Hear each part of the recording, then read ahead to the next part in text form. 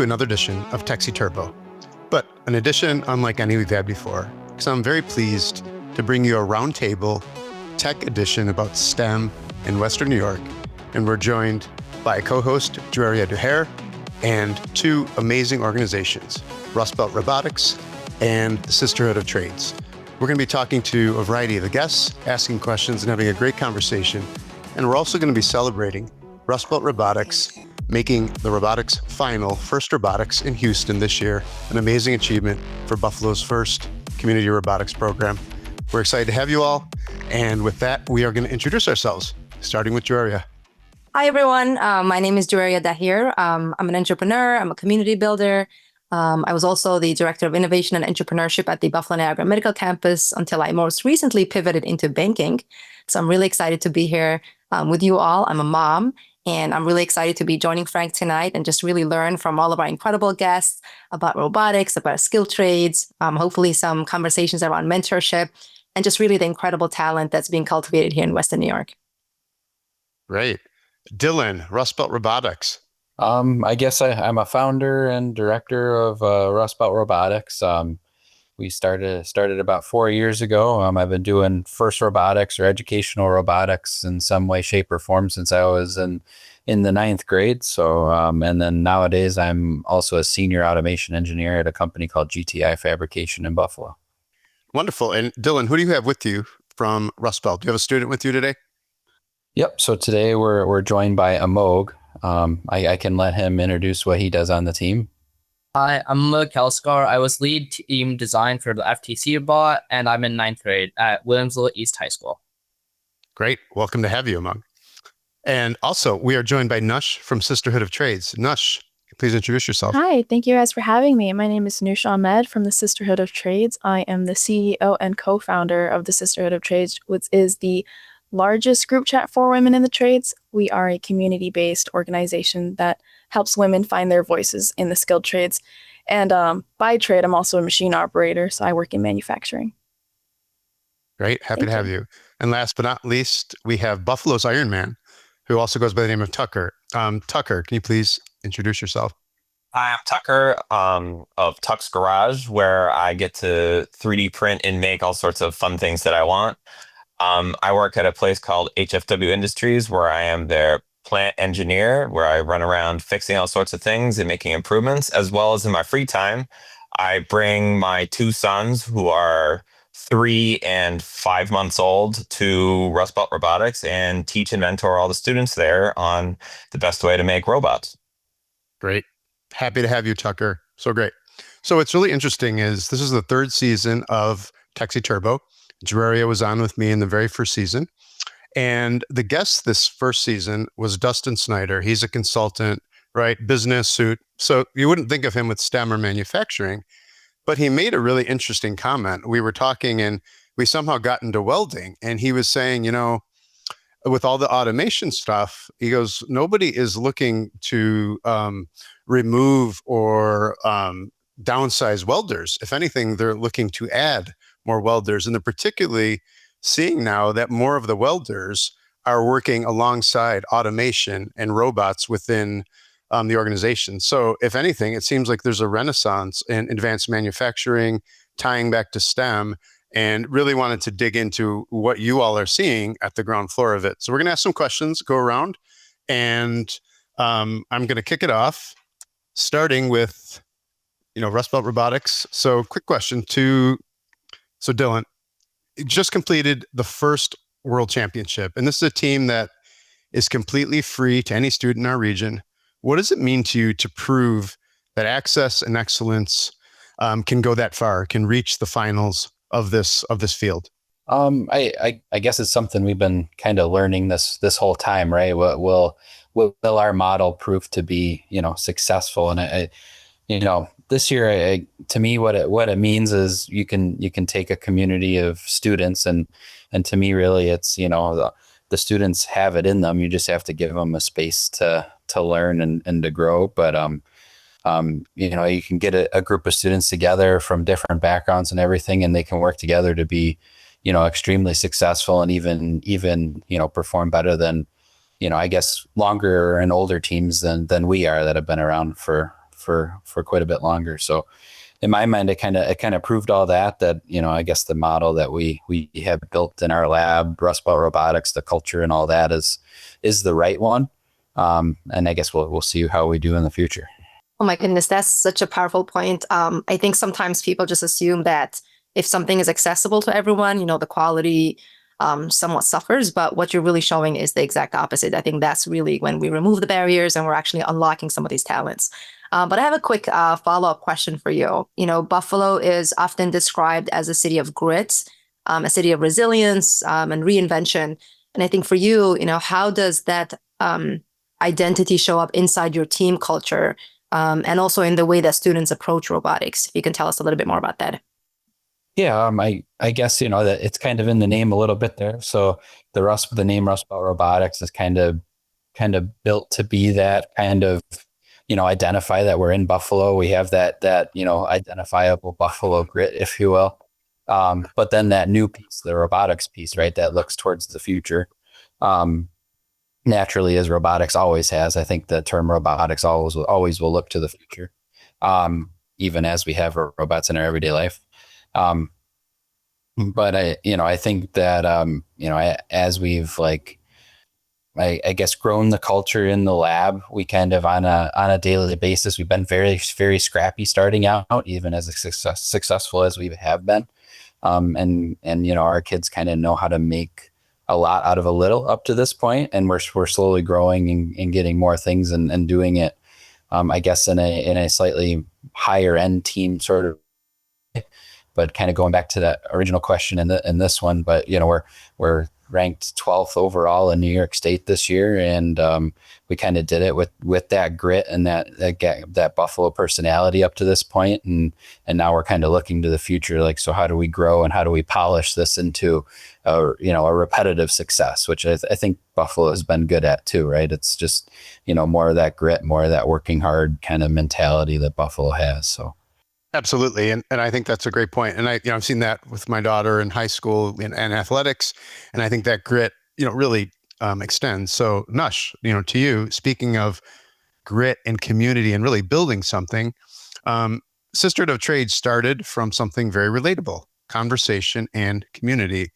So what do you think that is saying about the power of digital spaces today and using technology to build movements? Yeah, I mean, digital spaces are very powerful. We have over 1,200 members in our Discord server, and they're very active. And that just shows you that people yearn for community, and that's not just a gender thing or an age thing. People want to connect with other folks on an actual personal level. And that also shows in some of my recent posts.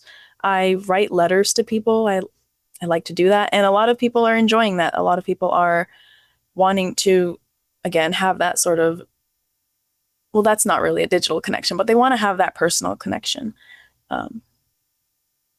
I hope that answered your question, actually. But the other part that I took from that question is, how does social media change that? And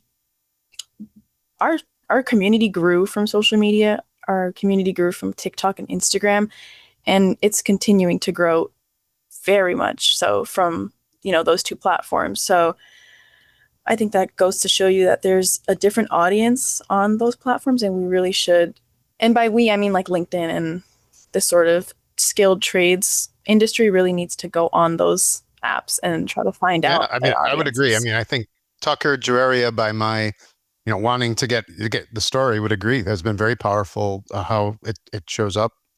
Yeah, absolutely. And I love how you just explained that, it just shows that technology can just be so much more than a tool, right? It's a bridge that connects people who otherwise might never have, found one another.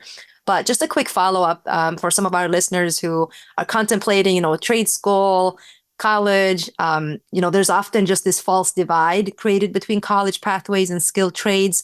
What do you wish perhaps more families or more educators, even policymakers understood about the opportunities available in trade and manufacturing today? I think it's a systemic problem. I think our teachers and instructors are constantly pushing college, and it also comes from our family. I come from an immigrant background, so my parents are immigrants, and it also comes from lacking education. They back in our country, we didn't have accessibility to education all the time. So a lot of my people are not forced to go to secondary education, but they're kind of like that's the only path that you're given because we didn't have that.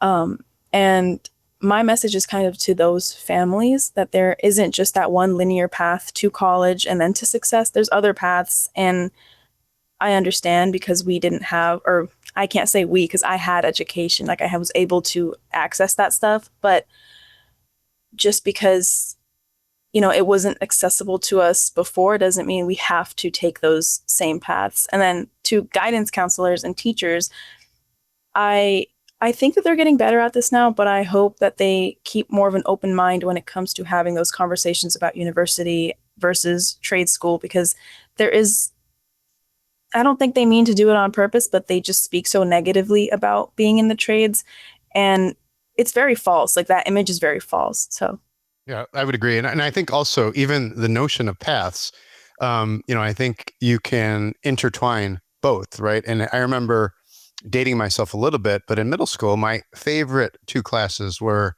they crammed in these half hour, one was woodworking and one was metalworking, right? And we made these little things, and it was like awesome. To this day, I remember these, and I would probably go back, if I could. And I think, Tucker, you are an example of that. I spent 10 years working at Moog, and there was always a good blend of engineering and practical knowledge, skills, really all kinds of it. And you seem to bring a lot of that from mechanical to 3D printing to robotics. So you're also connected to both the Sisterhood and Rust Belt. So you've mentored young people across both robotics, trades. What are the common qualities you see in students who really begin to thrive in these groups? Students who really thrive, it's the ones who are really interested in learning, those who are motivated, self-motivated to ask the questions, to go further and become, interested in what they're doing. Those who seek out help are the ones who I always will go and help. If you have no interest in learning, I have no interest in teaching you. It's literally as straightforward as that. Well, that's a great observation. So, and I'm still thinking about what Nush said about it being an immigrant family member. What do you mean? Like you have to be a doctor or an engineer? Usually that's the perspective. So that was going through my mind too. But back to the topic of, what you just said, Tucker, I think, none of these qualities are tied to just, talent alone. I think that's for sure. They're all being nurtured. And it can be nurtured, it can be developed. So maybe if that person or that individual is not hungry to learn right now, it's a characteristic that they can cultivate. So I guess a follow-up question for me would be, sometimes one supportive adult, really that's all you need. And that one supportive adult can completely change the trajectory of a young person's life. Can you share maybe a little bit more about a moment where you realized your mentorship genuinely made an impact? Well, I think most of Rust Belt would be my genuine impact because most of them will now point at me and go, "Hey, look, it's Tony Stank, the guy who makes Iron Man suits," which if you guys watch Iron Man and get that reference, I very much admire you.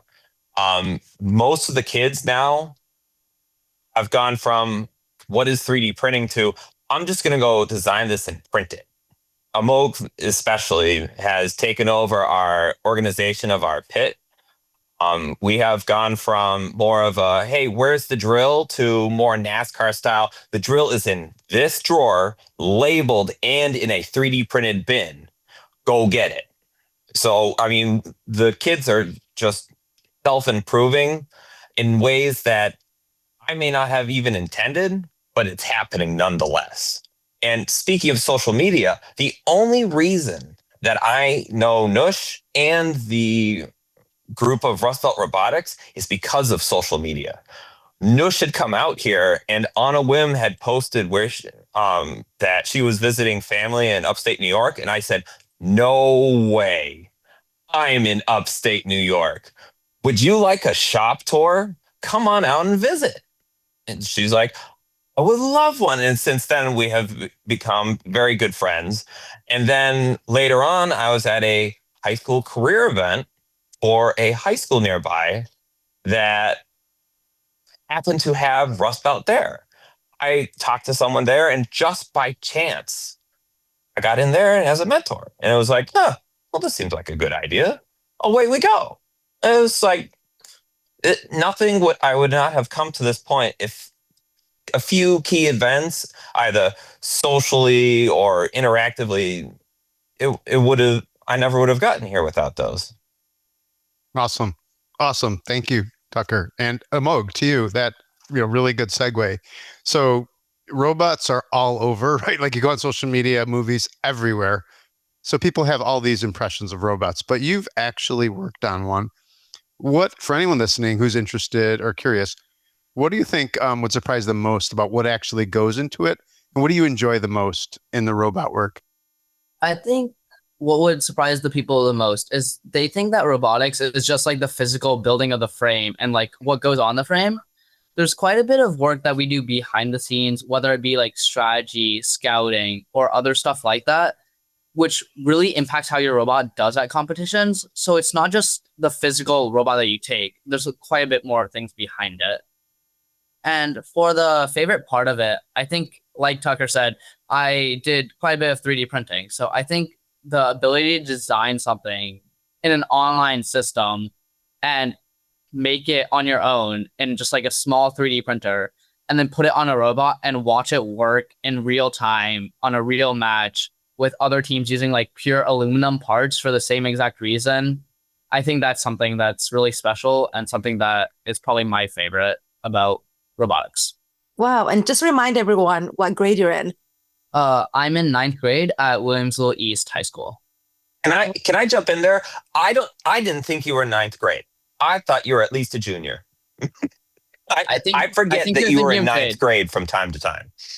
Nick's in 10th grade. I'm in 9th grade. In his defense, they're both taller than me, so I also thought, I was like, oh, he's at 10th grade.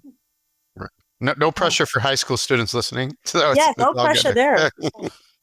But I mean, it just goes to show that, with the right mentorship, the right environment, you can pique any person's interest regardless of their age, right? And you're definitely at the forefront. And I think just sharing and hearing your experience, you'll be able to carry with you for the rest of your life. And I think moments like that just have a way of, expanding our sense of what's possible. So that's really awesome. Let me hear a little bit more of motivational things, because I know some of our listeners are going to bring in their children and their nephews and nieces, and they're going to say, hey, look what that 9th grader is doing. So for anyone that's listening in who may feel a little nervous or unsure about robotics, because, it's just such it's an entire different world, or even just STEM program as a whole, what would you want them to know, and how would you encourage them to try? So the way I look at it is there's a lot to gain in terms of experiences and what you can do and what you can learn, but there's not that much to lose if you don't do well. It's part of the experience. Losing is part of the experience. So I would actually look to our small robot, the FTC team, which made it to States. Last year, our FTC team, which I wasn't a part of, we didn't make it quite as far. So this year, our FTC idea was to make it a fully 3D printed robot, other than motors and those type of things. So having a fully 3D printed robot and taking that robot to States after the performances that we did, I think because it was just a core team of 5 of us. So it was 5 people mentored by Tucker. So we'll give him some credit. So I think that you don't need as much stuff as people think to start off. You can start with you don't need the exuberant amount of materials to start it. You can start with smaller amounts of materials. I think a lot of people think you need vast amounts of materials, but you really don't. And you can still do well with the smaller amount of materials. I think that's and the main thing is there's really nothing to lose. So I think that's why kids should try it. Very good. And speaking of it, back to you, Dylan. So from learning about Rust Belt Robotics through you, I've learned that robotics teaches more than engineering, other skills, confidence, communication, leadership, resilience. What have you seen students developing through this year and through the Houston experience? I guess this year, it comes back to, the diverse type of kids we have on our team from all over, and it's amazing how they all get along. So I think those friendships develop, and just seeing different peoples from different students and mentors, right? Because we have Tucker interacting with students that are from different areas in town, and then we have students from the city and students from out in kind of where I'm at, out in Alden, which would be considered a rural, and it's kind of unique in that way. But going to Houston and letting as our team grew this year, we went 2 years ago, and so we only had 2 returning students to Houston this year. So we traveled 31 people to World Championships this year, which to me, that was almost the biggest accomplishment. The amount of people that got to gain the experience of going and seeing how grand it is, and what type of event it's like, and all the different types of people, and that there's other groups of us nerds around the world that are trying to accomplish the same mission, and then they all put them in one giant room, and you're like, oh, we're not actually the only ones. We're not just this tiny little pocket of people that are dorky about robots. It's just rare that they all get together, and I think that's the most special part about the first championship. It's incredibly hard to do well and be those last 3 robots out of 600 winning. But you're kind of all really winning because you're all there kind of participating together and getting to experience all these other team cultures, which are extremely different, even though they all bond over the fact that, I love robots, that simple kind of little statement. So, I guess that growth was a big part of what we did this year, is, having all those people get to go experience it. Up to this point, we gained a lot of new mentors, new students, new, I guess, team relations, new sponsors like yourself, Frank. And, some of those got to go to Houston and see the I guess, understand the craziness, why we're commandeering one of our sponsors more and more space that he has, why we asked him to build a giant field in the middle of his workspace and asked him to park a tractor outside so we could have more space to practice more robots. Right. And I think now, especially like him, he gets it. He went to World Championships, got to see everything. And now he's like, oh, I guess I see why you guys needed wanted to try to get more space to practice with your robot, because all these other teams are doing it. And, I guess that's really that experience that we're bringing to Buffalo to grow what we're doing. No, I appreciate you highlighting that. I think, just echoing everything that you're saying, talent exists everywhere, but the opportunity doesn't always. So program like yours, I think, truly close the gap, and it helps to create pathways that might not otherwise exist. So in reference to that, one thing in just looking up and doing some research, if you can just talk to us a little bit more about how your program is structured. I believe your programming is free and community-based. So tell us a little bit more about that. And as someone who also thinks about equity and access really across the board in everything that I do, I'd love to hear, just your thoughts on why removing barriers like financial cost can be so important when it comes to STEM education. Yeah, so I can go into a small amount of the story to kind of explain that, but so I was a part of a team in high school that was similar to ours, and I was actually on Team 424, and I kind of revamped our team number, so we kind of got to use our old team number, or my old team number, to revamp the team. But when I came to Buffalo, there was only actually really one team in Buffalo when I came to school as an undergrad. I helped start another team and mentored them at a private school in Buffalo for quite a few years.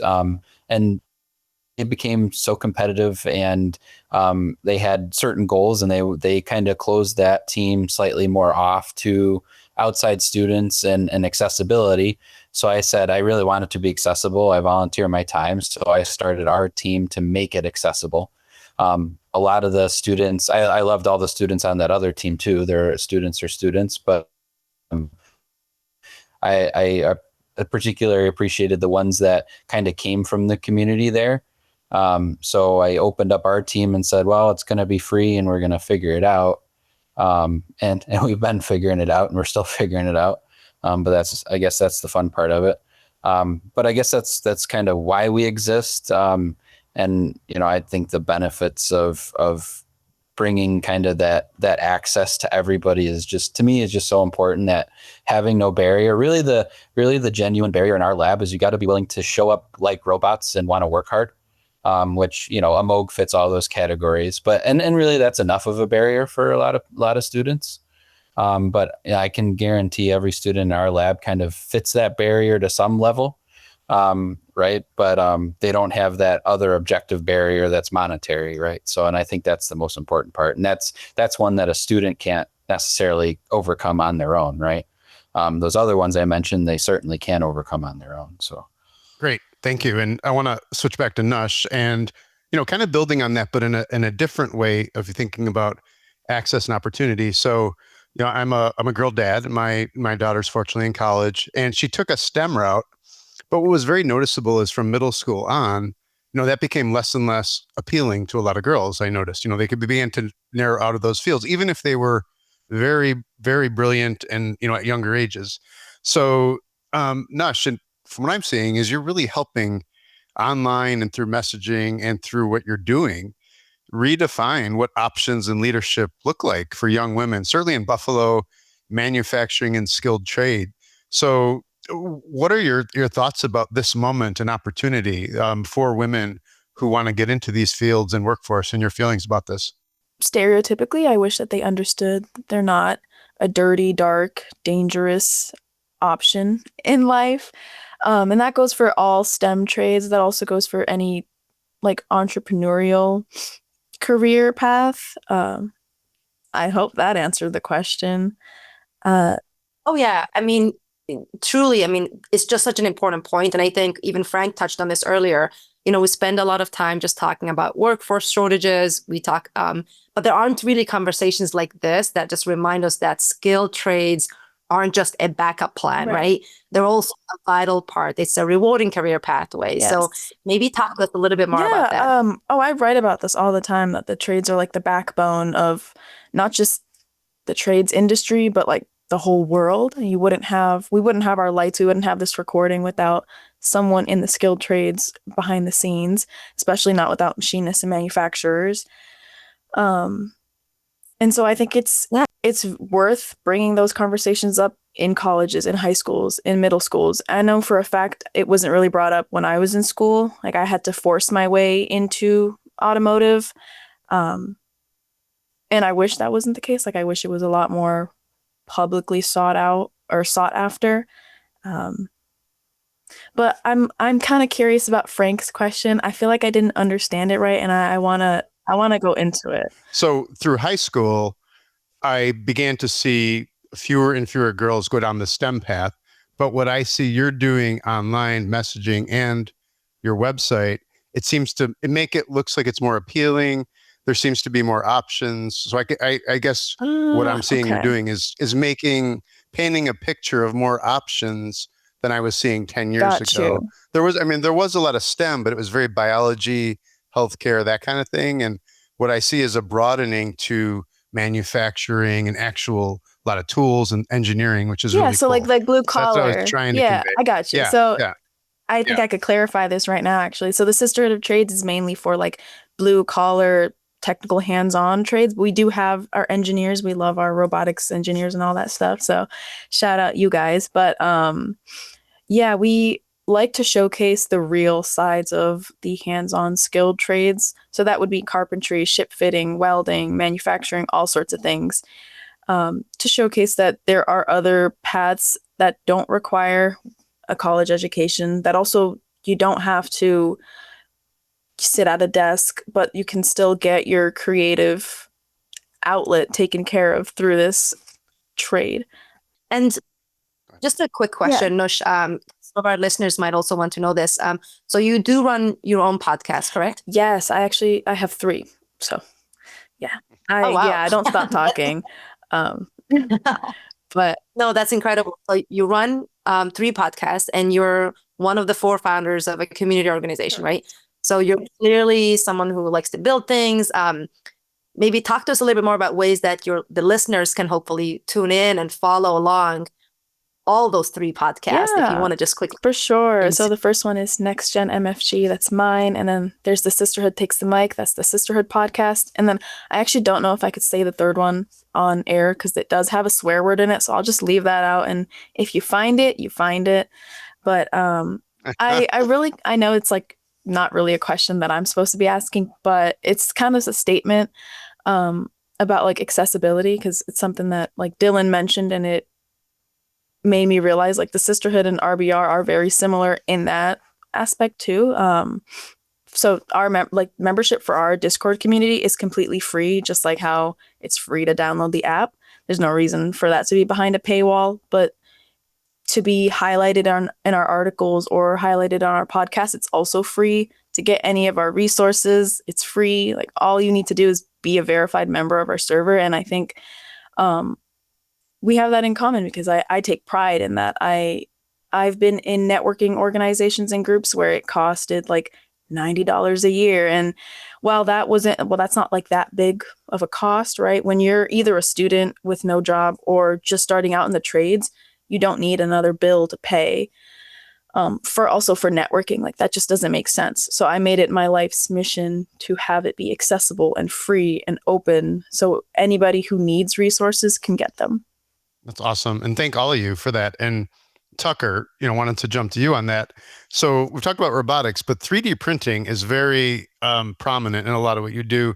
How big do you see 3D printing now? What are the kids really picking up, and where do you see it going? What will this translate into for new engineering skills building off of 3D printing now?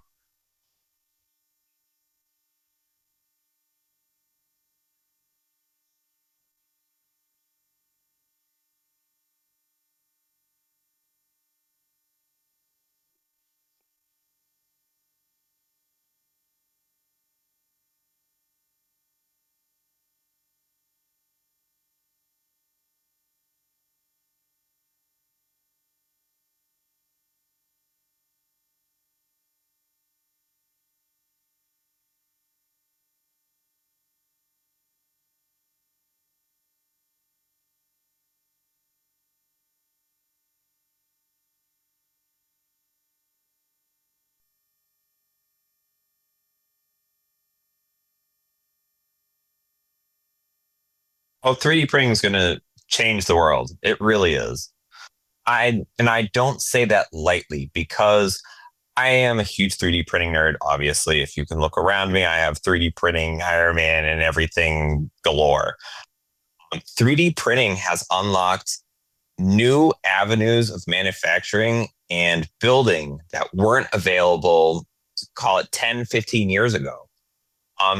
Kids, adults, you name it, now have the ability to design something and make it using inexpensive No, that's materials. awesome. And something that I can want to then highlight be is, printed I out think just the way and that you and Nush felt connected, and right? touched She made in a person post, to try you something reached out. out immediately One of the and most you said, important hey, things would you like to a try tour? now And is a so prototype. some of those You organic have an conversations idea, and connections are so you incredible. And print it out, oftentimes, you I hold it think in we your really hands, don't and see 10 the minutes later you impact or go, really even realize the well, impact we're this is having crap. until years I'm later going when to it try comes this to again. And you mentorship. do another design So, change. a lot of our listeners are iteration diverse in terms of cycle like the of being skills in able the to background and their try contribution it, towards figure it community. out, So I and then want you to try it maybe just take a again moment after to learning so much more share is with going our to make listeners, not just those who want to learning, especially but mentor, but just feel like they don't quite implementing have your enough ideas time so much because easier obviously and no one better. has capacity at this 3D point. printing Everybody's doing is multiple changing things, the world as multiple we competing speak, priorities. be it What would you say plastic to just printing or encourage even them to metal still get printing, which involved, is to still a new reach out when frontier they I am see very something excited to move incredible, into. just like Nush?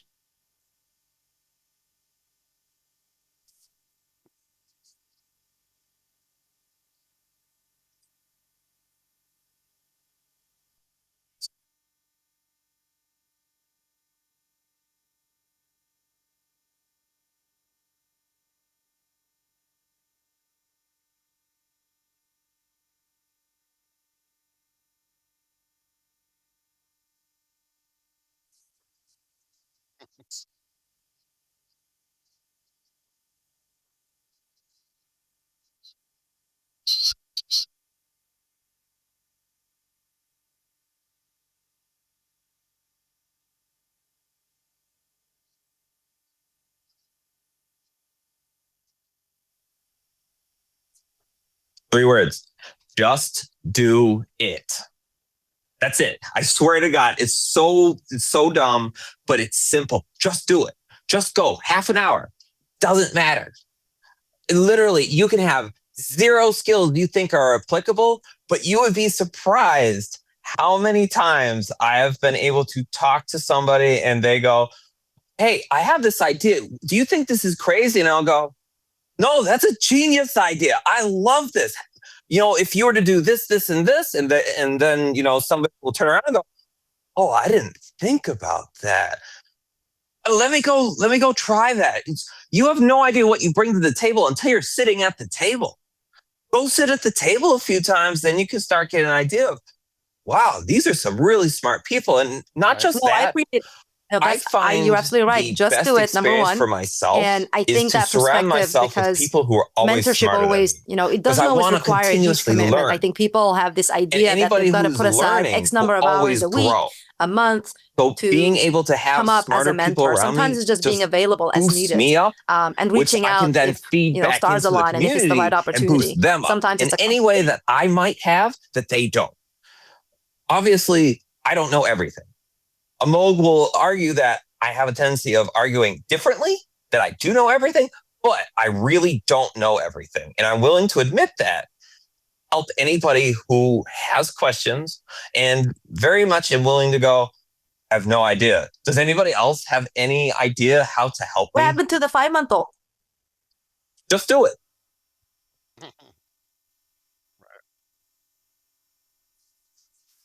Okay, good. Right. Don't I need think to call that one. I think that's a great point. Not just smarter, but people who think different. There used to be an innovation conference I'd go to, and they'd call it random collisions of unusual suspects. So being next to someone who's in engineering or a totally different field than you might get When ideas. I started at Rust Belt, but I want to move I back to you, told Dylan, and first the of all, I only want to way know if you this think works 3D printing will change the I world. have But a also, 3-year-old son. you've The only way accomplished a this works lot. is Like, if he what is comes. next for And he you? looked at me What like, do you "Sure, really no want to problem. tackle I got a as your 3-year-old. next challenge? They can And play what are you together." looking for college? I Or do you not brought know him. yet? Or not college? What are you thinking? He hung out and played. I made sure he was all right while I mentored the team. Just made it work. 5-month-old wasn't 5 months at that time. Yeah, he's there now too. 5-month-old was still I cooking at that point.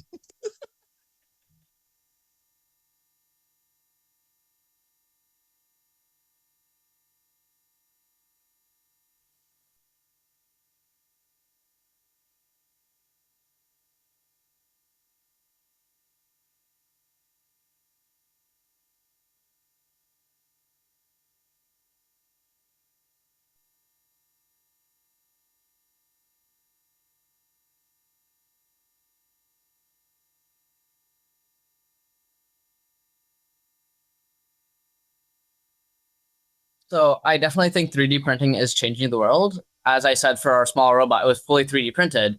But this 3D printed robot was able to not only compete, but outcompete a lot of fully metal robots, or like polycarbonate robots, I believe they were.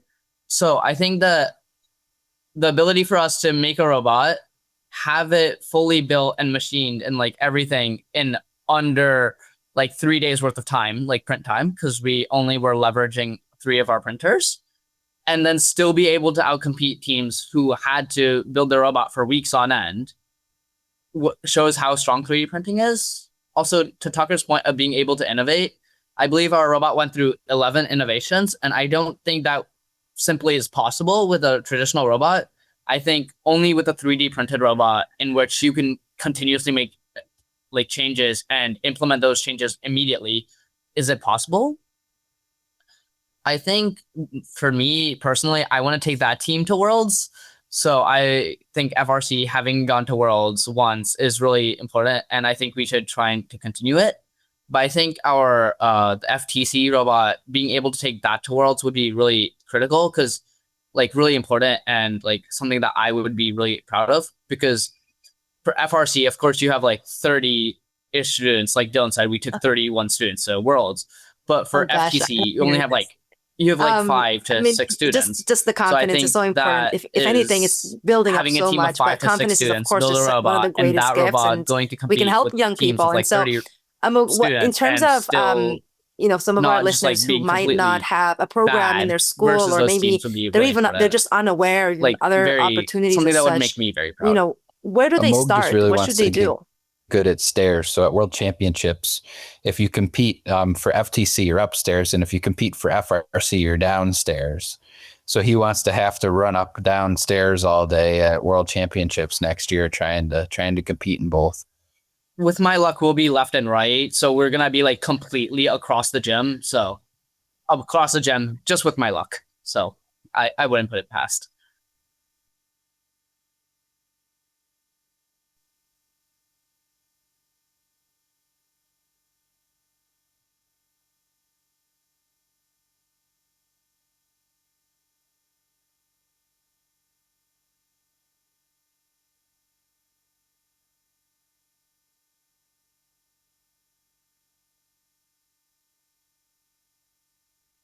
So I actually got into robotics because of my cousin. I went to visit him over one of my breaks, and he was in robotics. I believe he was team captain. He just got out of high school this year.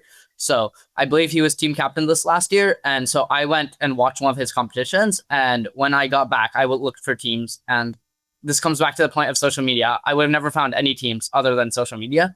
So I think if people don't have teams near them, I think that there's definitely competitions or something. I think it depends on how far you look. So I think there will be something near them, and maybe it's not first. Maybe there's a different type of robotics team.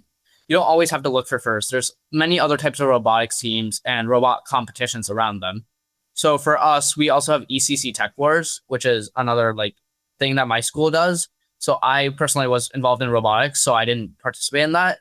But just like as a thing that other students might have access So thank you to, so much. like So as we tech-based wind it down, programs or we're going to tech go club in around, and schools. we'd like I think most high each of you schools to at either this give a point do, shout in out, fact, have a tech club. really take us to the end. This to is Amog's the point, real last quick, episode you of can our third participate season, on a and I team also from want afar. to personally thank you all Their robot because last year was I've watched programmed all by of one your of our progress students on that spends the probably about community 80% of his focus and time how in these have been France. And community-based we set up programs, a and we've tried Raspberry to Pi take in the the robot podcast in lab that so he could direction. push code to And the robot. that's why Juaria is here. Through the rest This will of the now be her team third from show in writing 3 it in seasons she's been France. on, so I'm very happy. And then also And right Juaria, if now you I'm want to say currently anything, and then helping I think a we'll go team in around, Arizona and start we'd like an you guys FTC to team. close us out. So Yeah, there's thanks always so a much. group I willing think, to help you as we kind just of wrap be a up part of tonight's something one conversation, I way or think one another. thing that So, really just stands out to but that was me kind of a is special part about that our none team of this these year. Kind of stories that are programming from ultimately afar about of this robots. robot that went to States was It's pretty not just cool about trade. It's not experience, I about think, for these technology guys. alone. It's really about people.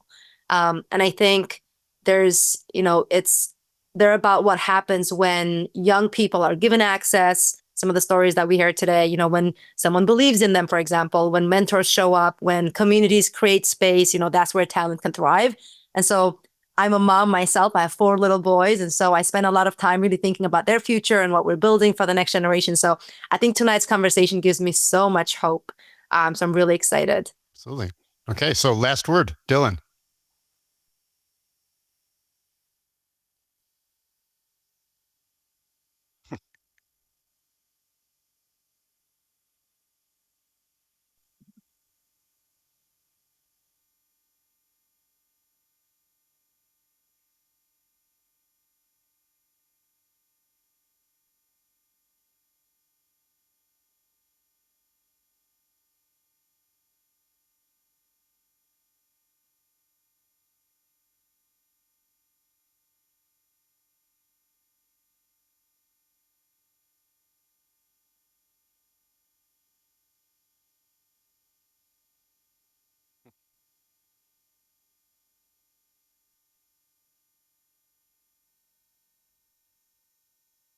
Because it's my job. We got to get those boys to a robot meeting. Well, we got as young as 5 months old. So, um, but uh, I guess to round me out, really, I really think my point to bring across is don't underestimate what you can do with the rest of your day. I started a whole robotics team. I bring my son there, and he gets to see me there, and he builds robots thank with you. me. So I it's not will something close that out really by pulled me away saying from a him. piece It of brings me advice that closer I've to heard him. quite frequently. And at the same time, I got to closed build the mouth does not space get and fed, build and that is how I the live my 12th best life when robotics it team comes in New to York State anything out of a bunch of stuff that mentorship we bought from related, farm school auctions. related, work So, related. and it's about If to I get didn't better. So reach out now to Tuck we and just ask got him to teach me how a to weld, I probably rather wouldn't have been sizable learning how to grant to weld. make our You know what I program mean? even And better.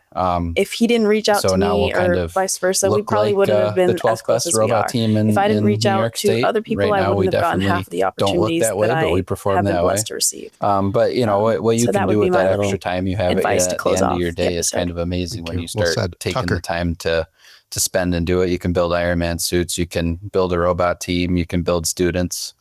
Kind of all that stuff, right? So.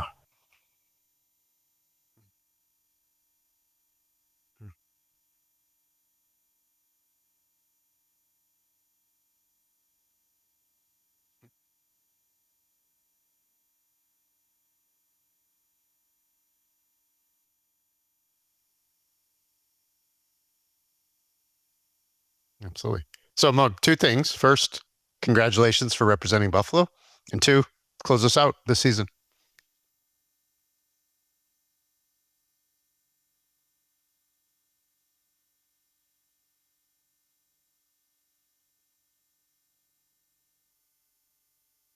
Um, always be learning, always be growing. Always take the time to try and learn from the people around you. And if you aren't happy with the people around you, go find different people. Awesome. I literally go find different people. Because having Nush, even Amog, Dylan, they're basically my new family. It's life changing to have the right people around you. When you take a second and look at who's actually around you, it makes a big difference.